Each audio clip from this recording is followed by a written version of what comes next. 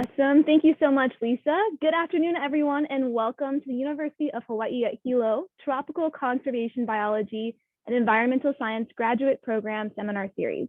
My name is Lucy Chalgren, and I am one of the members of the 2021 TCBES cohort. Our speakers today will be introducing all of us in attendance who are interested in conservation-related careers to consider how the larger issues of how the ethics of diversity in the conservation movement may intersect with professional ethics in the workplace. It is my pleasure to introduce you all to one of our guest speakers, Dr. Margary Martin. Margary Martin, PhD, is an associate professor in the School of Education here at the University of Hawaii at Hilo. She is also the executive director of the UH Hilo Center for Place-Based Social and Emotional Development, or the Hilo Center for short. With over 25 years of experience working in education, she began her career as a middle and high school teacher before pursuing her PhD at New York University in teaching and learning, where she focused on development of immigrant origin youth. During this time, she also served as Director of Research, Evaluation and Policy at the Metropolitan Center for Research on Equity and the Transformation of Schools, as well as Director for Immigration Studies at NYU. After completing her PhD in 2012, she taught at Brown University in the Human Development Program and then came to UH Hilo in 2016, where she teaches adolescent development, social and emotional learning, and learning environment courses in the Masters of Arts in Teaching program. Her current efforts focus on how policies and practices in education impede or facilitate social and emotional development and well-being. She partners with community groups, nonprofits, and schools to develop participatory, place-based initiatives to address community well-being and the social emotional health of children and youth in ways designed to disrupt structural oppressions.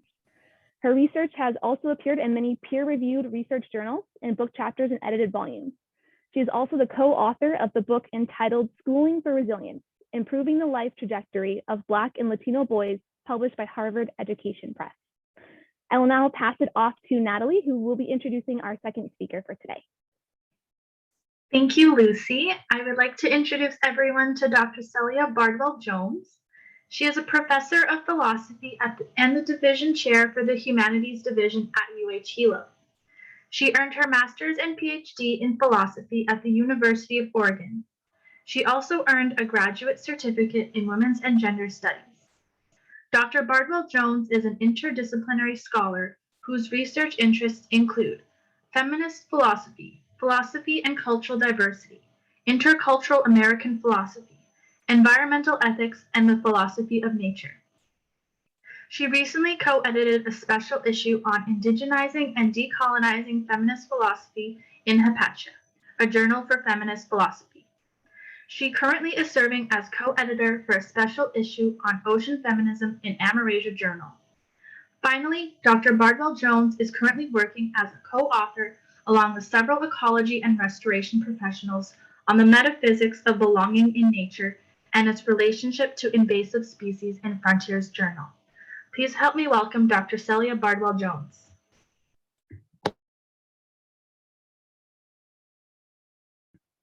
Wow, thank you for that lovely introduction, Lucy and Natalie. It's always a pleasure to come and visit you all in the TCBES program and talking about ethics. And I generally had a kind of way of talking about conservation ethics in the past, but after talking with Lisa about how is it that we can think about ethics broadly in the workplace and try to deal with questions of identity, we decided to change this ethics-oriented conservation topic in relationship to the ethics of diversity in the environmental movement, which is an important piece to think about. That's why I had you read that short piece online. And to try to link up how these questions of conservation ethics can relate to workplace issues in conservation fields, because in the end, you all are going to go into a workplace environment in some conservation field. At least that's the hope, right? That's the intention. That's what you're putting out there in the universe as you enter into this program. And it's important to kind of know what some of those issues look like in the workplace as it relates to microaggressions, which is an important topic that I know that many of you have never been exposed to before, but then can identify it. Like as soon as the article, like what we saw in the feedback from the articles, as soon as some of the examples and the ideas started to take shape, you were like, I recognize that. I recognize that, right? And so the goal here is to try to think about, again, how issues like racism and sexism and settler colonialism perhaps may affect the way in which we think about our conservation efforts. What motivates us as conservation activists, right? Who desire to be in positions of management, positions for ecology management positions or conservation management positions in some field, right? And so it's important to kind of think about how, questions of diversity play a role in the environmental movement. And so I'm going to start my sharing here. So the first thing that I wanted to highlight is the whitening of the wilderness. Or whiteness in the environmental movement. Scholars such as Kevin DeLuca and Ann Demo, in an article they wrote called Imagining Nature and Erasing Class and Race, argues this, that in other words, whiteness as a social condition, i.e. Eurocentrism, enables environmental groups to see environmental issues through a frame of pristine wilderness, while blinding them to issues in environments where people live. And this idea of whitening the wilderness comes at an analysis of the national park movements, in which there was a forced removal of Native peoples from Yosemite, Yellowstone, Glacier National Park. And the justification for this removal has been that Native people are primitives obstructing the progress of the nation's destiny. And an example that comes up a lot is Sam Bowles, who championed the idea of wilderness, which is predicated on Indian removal. And so what we see here is that race is understood as a category of classification. Native Americans were viewed as barbaric, right? They produced, what was it?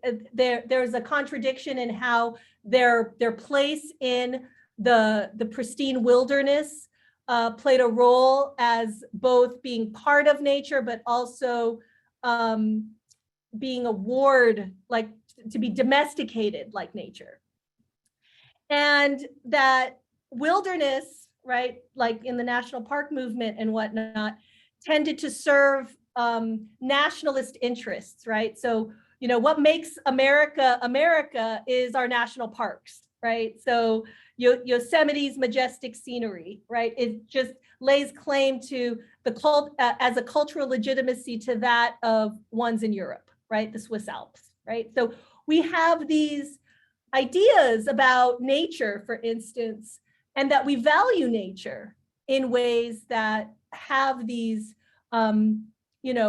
categories of race, gender, settler colonialism, categories kind of embedded within our strive, our interest to protect nature, right? To conserve nature. Now, let me put this, oops. Oh, sorry. Okay.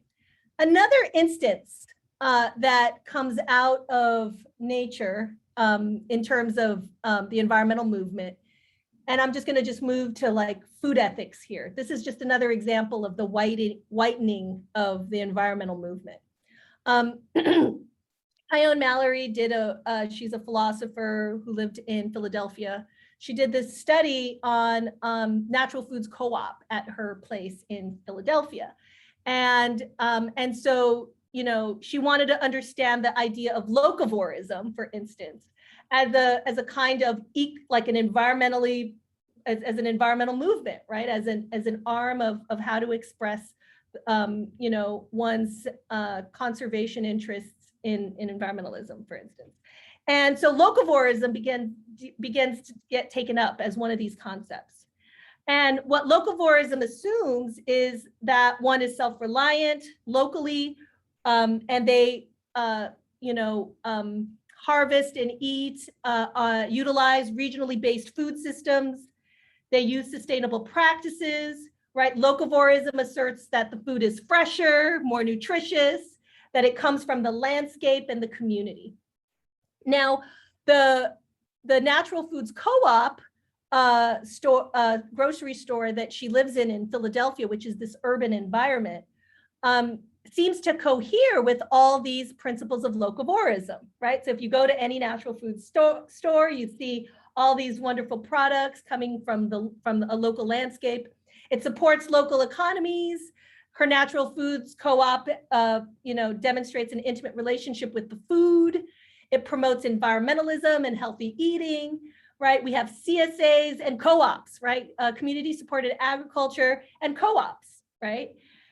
But what she found disturbing about her CSA or her co-op was some of these demographical issues. One was that 90% of the shoppers were white in that area. And that the shareholders of the co-op were white, are white, right?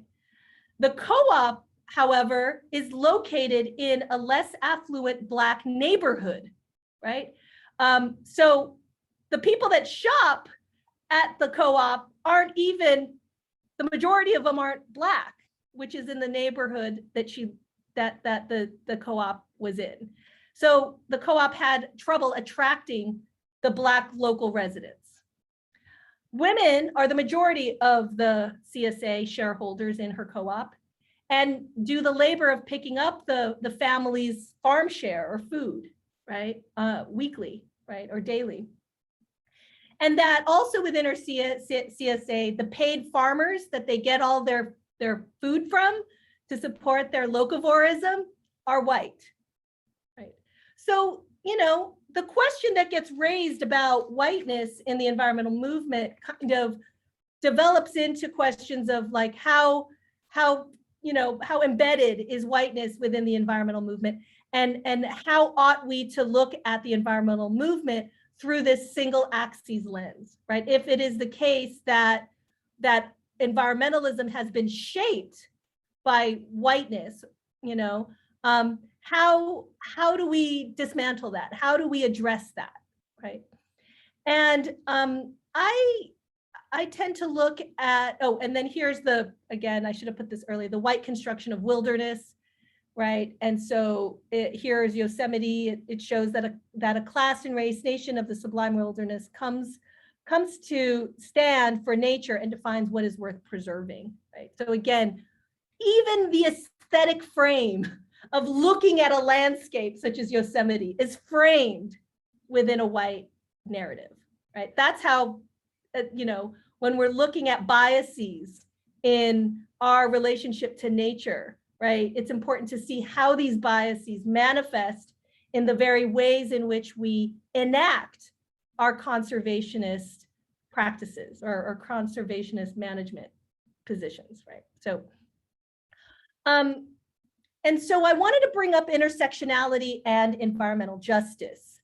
And for those of you that haven't been exposed to the concept of intersectionality, it's huge in the environmental movement, mostly through the efforts of eco-feminists, which we'll talk about later. But what the term intersectionality means is that it emerged from a scholar, a critical legal scholar, Kimberly Crenshaw. And her method of analysis, she actually looked at it as an intersection, that identities and categories are set up like an intersection, like a road.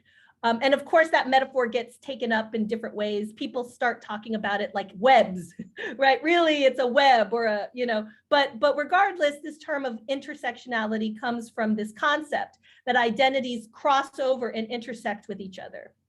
Now, she developed this method of analysis because she wanted to address the lives of Black women who were rendered invisible in the legal system. And so Black women's lives, for instance, were rendered invisible in these carceral systems in which their perspectives, their voices were always undermined or rendered inchoate, right, within a legal system. And it always gets taken up by, you know, the criminal is the Black man, the victim is white, something like that, and then Black women just kind of get ignored, right, in that method of analysis. And so Crenshaw developed this concept of intersectionality in a way that can bring together the various identities that we occupy, right? Either, you know, whoever's in a dominant, whatever category of identity that you occupy in a dominant position, right? So if you're a man, you may be in a different social position to that of a woman, right? But if you're a white woman, you're going to be in a different social location to that of a woman of color, right? And so it's important to know that, you know, who counts as subordinate and who counts as dominant shifts in terms of how our identities figure into these larger systemic oppressive systems that determine our lives, our social lives. And so one way of thinking about intersectionality is employing the question of asking the other question. And this comes out of Mari Matsuda, who is also one of these early thinkers in critical race theory, and really, you know, kind of highlighted this idea of intersectionality further. And this method of intersectionality employs is asking the other question. When I see something that is racist, where is the patriarchy in this? When I see something that is homophobic, where are the class interests in this? And so what we get here then is a method of how to understand intersectionality, and then how then does intersectionality apply within the environmental movement, right? And you know, I wanted to highlight authors such as Dorcetta Taylor, who wrote a book in 2016 called The Rise of the American Conservation Movement, Power, Privilege, and Economic Protection.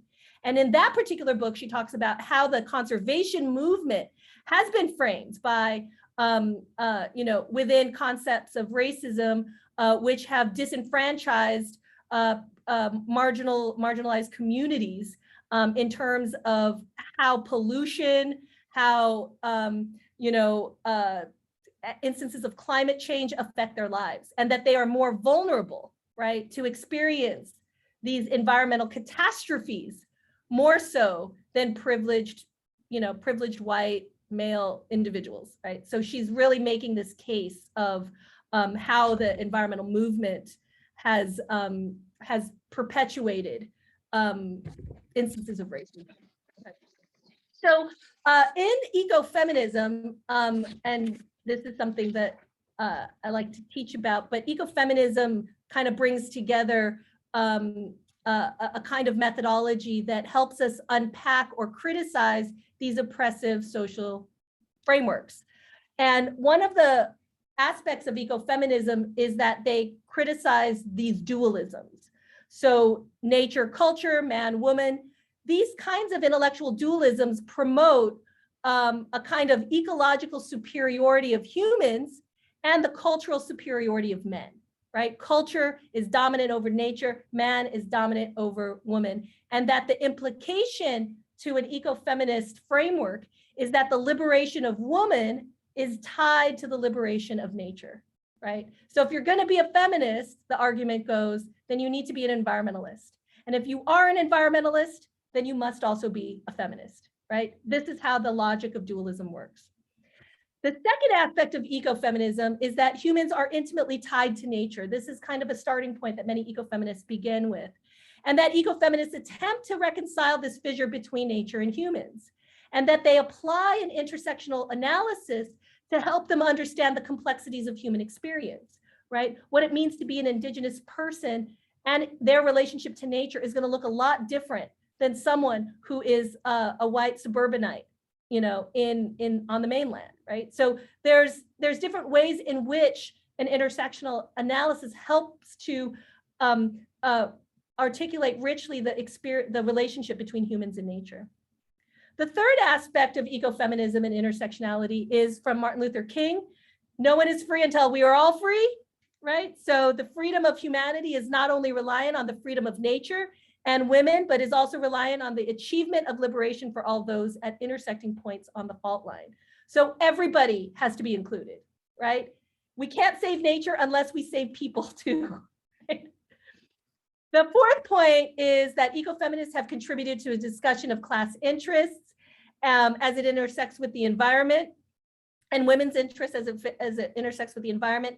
So there are people, ecofeminists, who argue about the sexual politics of meat. Women are treated like a piece of meat, and so is nature. So environmental degradation, like clear-cutting forests, for instance, can be tied to how women are treated as a piece of meat. Global environmental movements have been formed because of ecofeminism. And I wanted to highlight this last point here to talk about intersectionality, because we tend to forget about the global context about how environmentalism does affect these social categories. And this is a statistic that's often cited in the UN in 2009. Research has shown that it is most often women who bear the brunt of the extra burdens created by climate change, environmental degradation. Examples of this include having to travel further to collect water, food each day, higher risk of reproductive and fertility health issues caused by drinking from contaminated water supply, and being more likely to die in an ecological disaster than their male counterparts, right? So identity matters when we're talking about environmental degradation, right? And environmental catastrophes. So I'm gonna end there. It's just a brief overview of these topics. Oh my God, okay, not so bad, all right. I thought I went over. No, you didn't at all. That was super concise. Thank you. I hope that I can be as concise. I actually have a little timer on to try to keep me so. So I'm going to set my timer for myself, and as we get started. So Celia had asked me to talk a bit about the micro. So you have this grand landscape and thinking about this in the big context, and then there's how we actually enact how we treat each other every day that can reaffirm each other, but it could also contribute to these structural inequalities. So I'll share real quick. So I've been tasked to talk to you a bit about microaggressions, and I saw that in the responses that you had a lot of thoughts, a lot came out around microaggressions. So I decided to kind of do a more one-on-one on microaggressions, and some emphasis about what we can do. So just to start off, so we understand that that the expression in our everyday lives expresses biases that exist, both conscious and unconscious. And importantly, it's important to know the bias is ecologically situated. So we can think about our actions and practices, our policies that we create, and our belief systems is one way to kind of think about it. And they're on top of each other because our beliefs impact our policies, which impact our everyday actions and practices, which we see quite starkly in the presentation that Celia just gave. So microaggressions in some ways are like the coronavirus that we're living through right now. It seems microscopic, but has huge and disruptive impact. It's full of uncertainty. Sometimes we don't know, we're not really sure. Was I just microaggressed? Was I not? You get better at that, I promise. Like I said, it's ecologically situated. There's community spread, so it starts to live in systems. It's not just something that happens between two people, it grows. There's a cumulative impact. It can trigger stereotype and social identity threat for individuals, which is the extent to which we start to buy in, either as social groups or as individuals, to these negative stereotypes that are out there. It disproportionately impacts members of marginalized communities, which we have seen quite starkly. and it reinforces structural inequalities. So don't be misguided by the word micro. Micro doesn't mean teeny and little and small only, right? It's that we know that it is hugely impactful. So let's take a look at this. So I think of microaggressions as really bias in action. So you read about what microaggressions are. There's those comments, actions, and inactions where there is an underlying message that denigrates people whose identities have been marginalized in society and including in our professions. So they've been broken down by Sue in three specific areas. First is what we call the micro assault. That's when you're consciously, those are those little digs that people purposely do, right? It's not unintentional, it's intentional, right? The micro insult, those are often unconscious. And also the micro invalidation where you're taking away, right, from the validity of one's existence, that invisibility, you're invisibilizing someone through those invalidations. So I wanted to give a couple examples. Most of my work in microaggressions has been in the community college setting.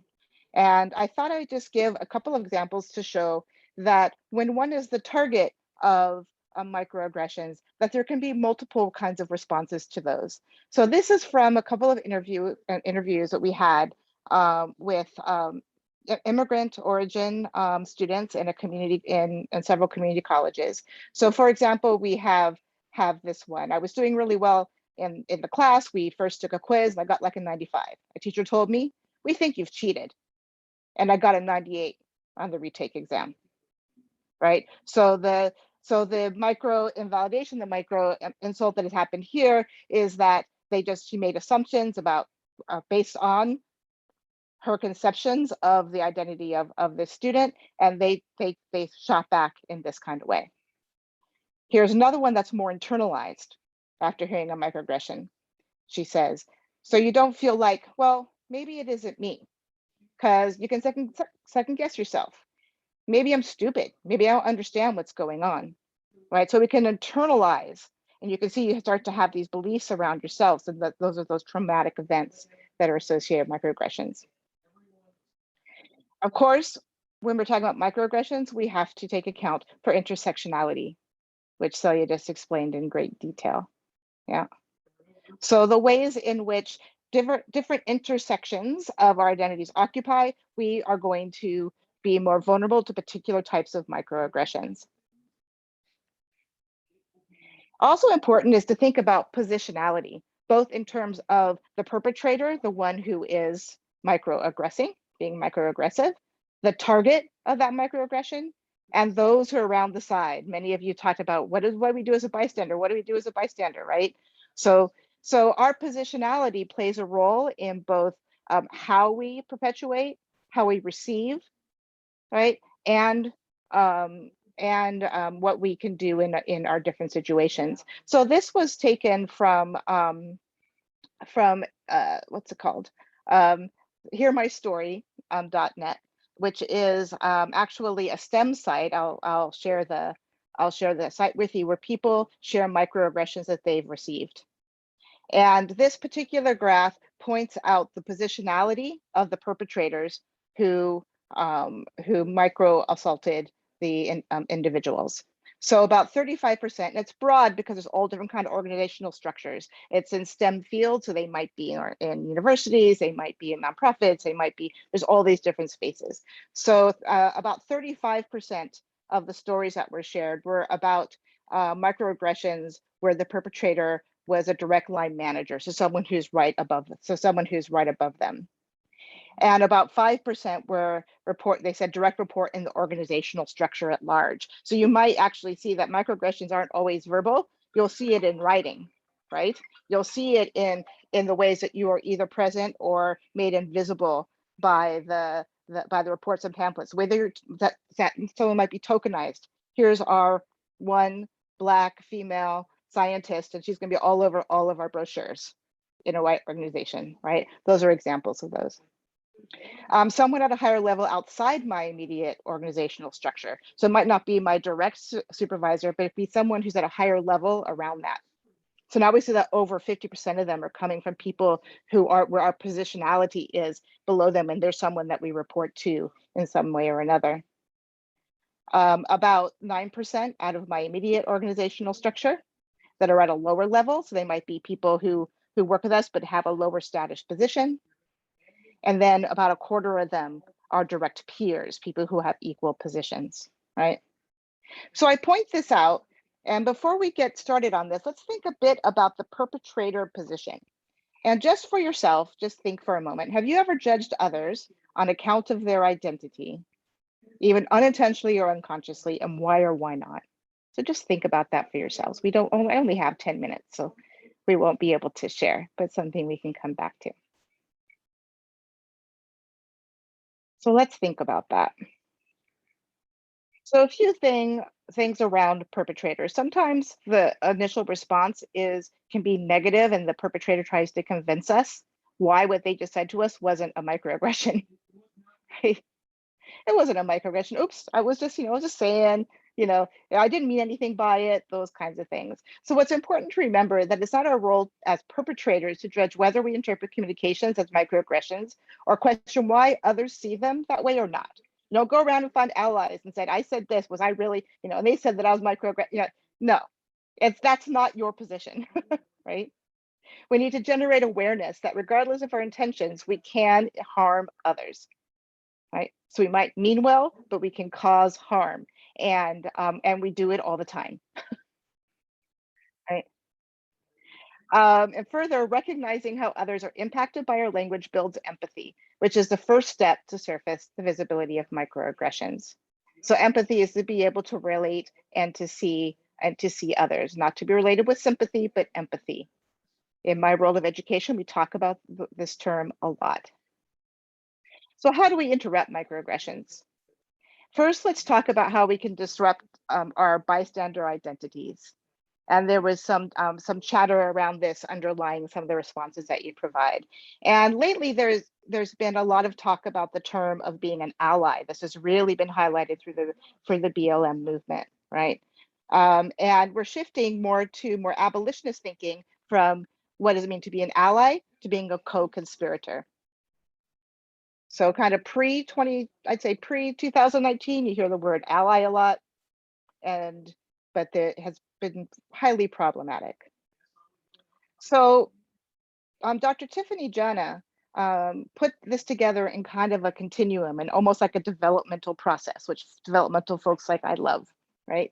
And she thinks of being an ally as being ultimately that thinking and learning stage, right? It's the privilege is the ability to care about social justice issues, but not having to do anything about it.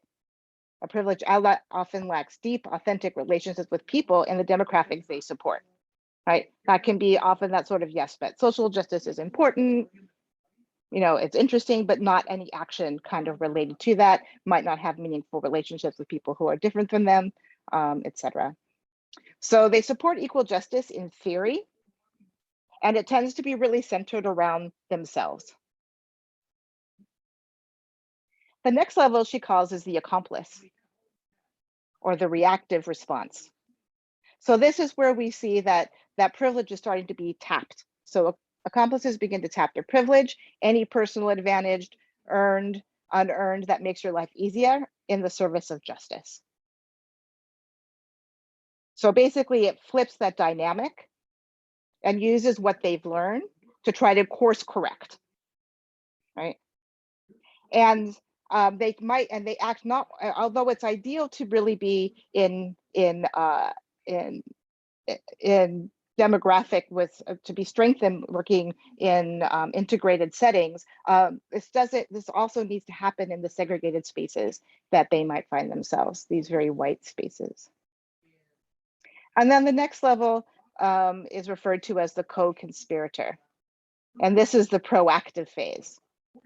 And she states, co-conspirators are not trying to be saviors and do not want to fancy themselves superior to the people they work alongside.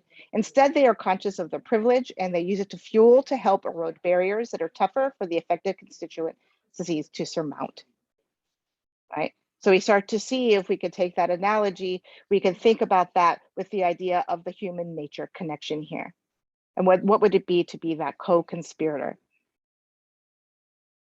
So in this, some examples of this is working alongside the communities that they support, creating meaningful relationships with the people that they actively support, not co-opting the cause, right? Instead, respecting the work already being done by leaders in justice spaces and offering meaningful support, and asking how they can show up for the people that are already doing the work and leverage their privilege in services of freedoms they already enjoy. Co-conspirator. And I love this quote from Dr. Jana. What separates co-conspirators from allies is a willingness to put yourself on the line. Whether it's assets, reputation, time, connections, or other resources, co-conspirators always have skin in the game.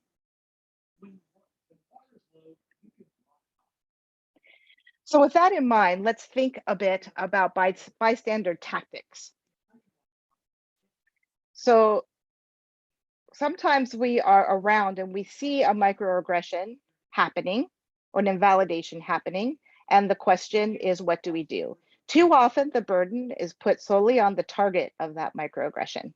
They need to solve this issue, and everyone around can be confused and not really sure what to do. But situational factors, such as the type of microaggression, the relationship between the bystander, target, and perpetrator, can help determine which approach will be most effective. So when thinking about how to respond in these everyday types of interactions, these microaggressions, we need to consider who we are in the space that it is happening in, our intersectionalities, our positionality, right? When we looked at those, at the different kinds of positionality of the perpetrators, what's our relationship to them, and what is the best strategy for us to use?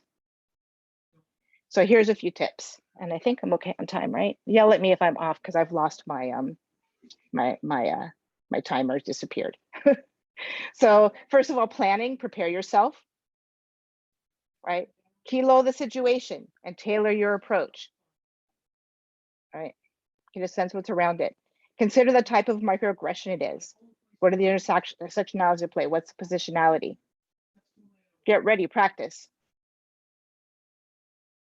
And so there's some ways to disarm subtle or invisible kind of microaggressions behind the perpetrator's comments.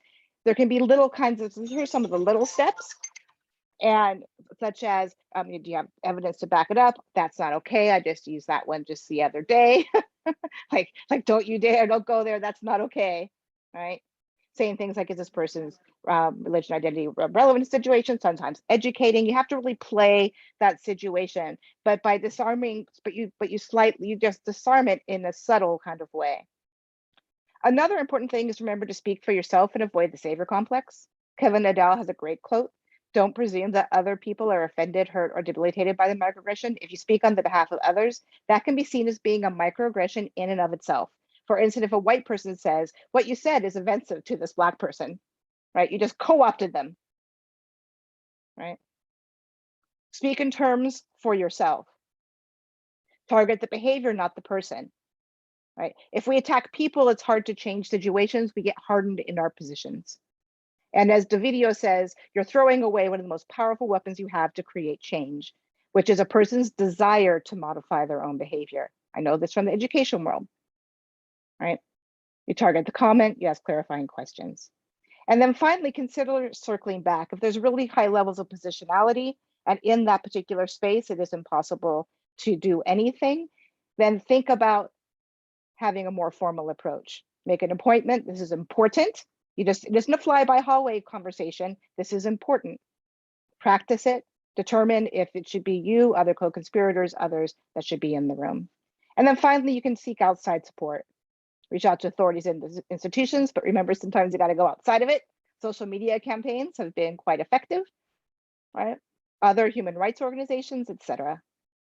And then finally, change the climate.